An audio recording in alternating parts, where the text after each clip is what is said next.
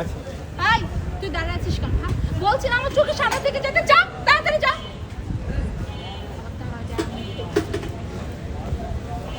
ভাবি আচ্ছা ঠিক আছে, তুমি অফিসে চলে যাও।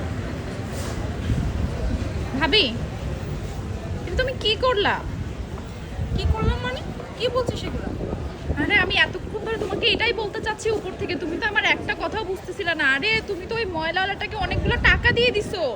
এই তুই কি পাগল হয়ে গেছিস নদী? হ্যাঁ সকাল সকাল কি বলতেছিস? আমিও ময়লাওয়ালাকে টাকা দিতে যাবো কোন দুঃখে? তা আবার ওই ময়লাওয়ালাকে আমি টাকা দিব?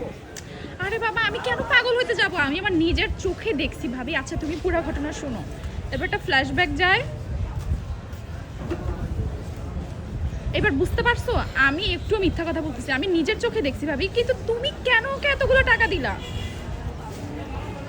নদী, যেহেতু তুই সব কিছু দেখেই ফেলছিস, আসলে তোর কাছে আর কোনো কিছু লুকাবো না। তুই যে বললি না যে